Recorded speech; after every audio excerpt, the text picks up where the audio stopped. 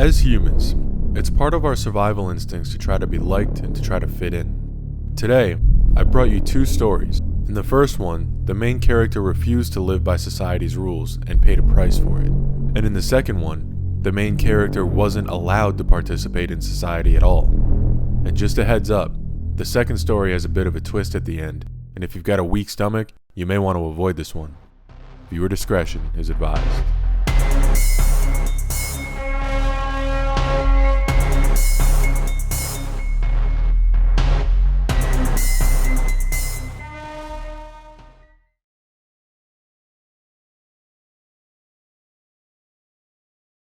A boy named Elmer McCurdy was born in Maine in the year 1880. His life started out a bit rocky, as he was born an illegitimate child and never knew his father. He wasn't a fan of staying out of trouble, and as a teen, he was even known as a drunk around the town he lived in. Fast forward to the age of 20, when McCurdy's mother passed away. Now, without a father or a mother, he was left to his own devices. Knowing he had to keep food on the table, he decided to find work. And with now being as good a time as any, he packed his things up and he moved out west. He picked up a few skills out there, doing plumbing and mining work. But in 1907, he decided to join the army, and there he learned one skill in particular that would change everything forever. After his time in the army, he was broke, living in Oklahoma. Not only that, but he had a drinking problem to boot. But McCurdy had no intention of going back to work in the mines. He decided to take on a whole new venture using the new skill he'd picked up in the army. McCurdy started moving from town to town, teaming up with people he'd met in each town, and doing jobs with these new friends in order to keep money coming in.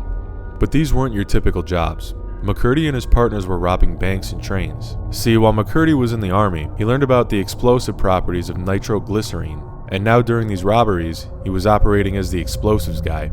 His job was to melt safes so that the gang could take the money that was inside. But there was one small problem. He wasn't really very good at it. McCurdy and a few others tried to rob a train near Lenape, Oklahoma. The men boarded the train, and when it came time, they sprung into action. When it was McCurdy's time to shine, he went to melt the safe on the train, and succeeded. Only he didn't just melt the safe. He also melted the silver that they had planned to steal. But one small mishap wasn't going to knock McCurdy off track. He later ended up in Kansas and went for a bank job there. Once again, the explosives worked. Only this time, after getting through the outer layer, the noise was so loud that it alerted people in town before he could make it through the inner layer of the safe. Then in October of that same year, McCurdy and some friends decided to hit another train in Oklahoma. This train was carrying Osage tribal payments. They planned this job out carefully. When it was showtime, they boarded the train and got started. Only by that time, they realized they made a huge mistake. They had mixed up the departure and arrival times, causing them to rob a completely separate train. They didn't leave empty-handed though. They made out with $46 and 2 jugs of whiskey. McCurdy decided to lay low in a barn located somewhere around the border between Oklahoma and Kansas. When police found his hideout, McCurdy, probably under the influence of a couple of jugs of whiskey that he'd previously acquired, fought back. But police shot and killed McCurdy on October 7, 1911. But this wasn't the end of him. His real claim to fame was just around the corner.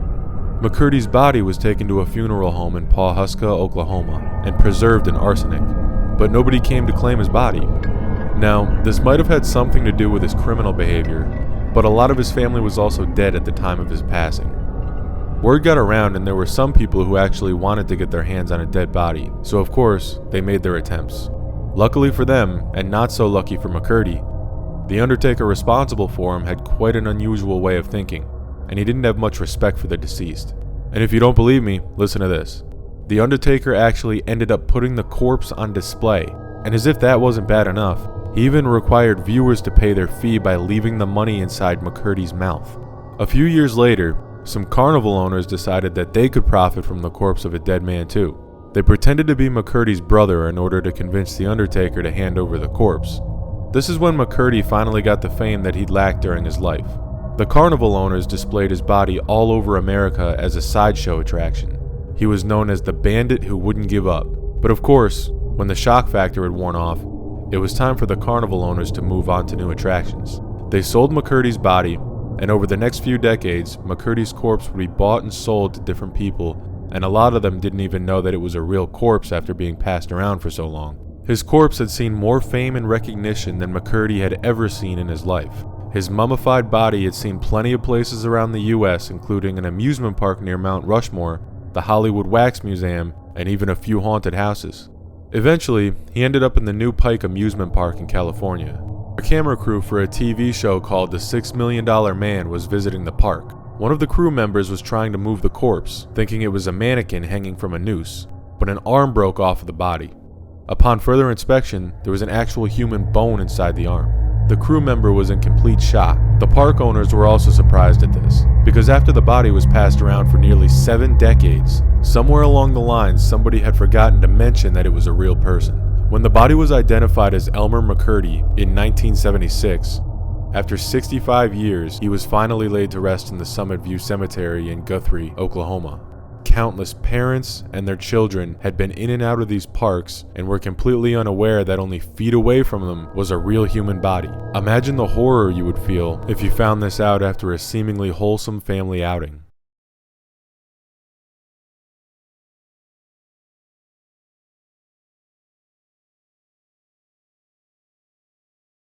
On March 1st, 1849, a little girl named Blanche Monnier was born.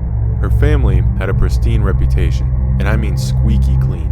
Her aristocratic family was wealthy and admired. When Blanche was a bit older, she was known for her stunning features and for being very gentle and good-natured. And naturally, this drew in the attention of young men her age. Blanche's mother, Louise, loved it, because this attention meant that Blanche had a good chance of finding a wealthy man to marry, which of course would help the family's image even further. But Blanche was very headstrong, and her values regarding marriage didn't quite align with her mother's. You see, Blanche wasn't chasing money. She wanted something much more valuable, true love, and she found it. In 1874, at age 25, Blanche had her eyes set on a lawyer, and the two were madly in love. But as their affection toward each other began to grow, Louise was living out her worst nightmare.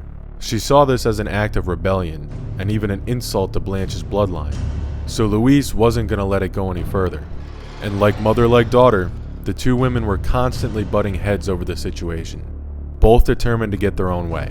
But again, Louise took Blanche's actions and disregard for her mother's wishes as a direct insult, and she wasn't going to let her daughter taint or embarrass the family name. Not today, not tomorrow, not ever. So she decided to get rid of Blanche for good. After the fact, Louise's life carried on as she continued to put on the best performance of her life. She told everyone about her daughter's mysterious disappearance and took on the role of a grieving mother. Blanche's brother, Marcel, along with all the servants, knew exactly what happened, but out of fear, nobody spoke a word about it. After some time, the community had no choice but to accept that Blanche was gone. Her friends eventually came to terms with it too, and they had to move on as well. In a sad turn of events, the lawyer that Blanche had fallen head over heels in love with suddenly passed away, never knowing what horrible fate Blanche had truly been met with. 26 years later, Louise and her family re-emerged into the spotlight. In May of 1901, the Attorney General of Paris had received a note. Curious, he opened the note, and what he read was horrifying. The attorney kept it close to his vest. He didn't want word getting out too soon before he could figure out if the note had any truth to it. The bone-chilling note triggered an immediate investigation into the Monnier home. Of course, their impeccable reputation played a role, and nobody was actually expecting to find anything sinister going on in the household this long after Blanche's disappearance. The way investigators saw it, how could something that evil possibly be carried out by such a well-known and prestigious family? And how could they have possibly swept it under the rug and kept it from the public eye for this long? The whole thing seemed rather unlikely. When police arrived at the Monnier house, they couldn't seem to find any red flags. Everything seemed normal, just as they'd suspected. As they walked through the house, they were looking room to room, trying to find any sign that the note had even an inkling of truth to it. Suddenly, they started to smell something.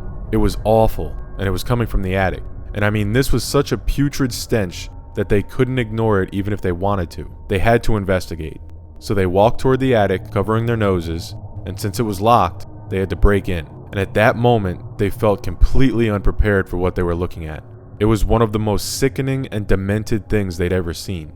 The first thing they noticed was how much worse the smell got. They were immediately hit with an unbreathable wall of what they had been smelling before, but they couldn't see anything. The room was pitch black. They had to resort to feeling their way through the room. They slowly made their way to what they discovered to be a window, and when they pulled the curtains back, the room lit up, and suddenly, the smell was the least of their worries. You see, the note that the Attorney General had received prior read as follows. Sir Attorney General, I have the honor to inform you of an exceptionally serious occurrence. I speak of a spinster who was locked up in Madame Monier's house, half-starved and living on a putrid litter for the last 25 years. In a word, her own filth. And there she was, Blanche Monnier, found. She was laying on a bed made of straw, and she was stripped completely naked. At a body weight of only 55 pounds, she looked like a corpse. But shockingly, she was still alive. And that wasn't even the worst part. After spending 25 years in the same spot, she was surrounded by excrement, fragments of meat, vegetables, fish, and rotten bread. Officers even described it as a crust that had formed around Blanche's body. And as they looked even closer, they saw bugs running across the bed.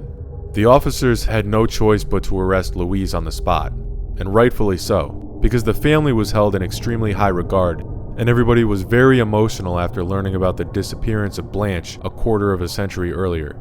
Of course, when this news broke, the public was outraged, and angry mobs began to form outside her home.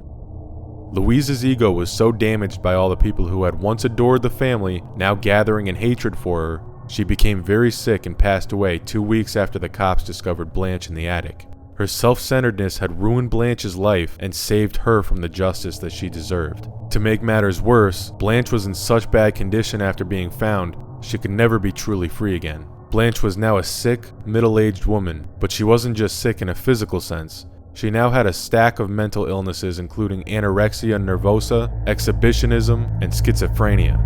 She was sent directly to a psychiatric hospital and would spend the rest of her tortured life there, until the pain finally stopped in 1913 and she passed away.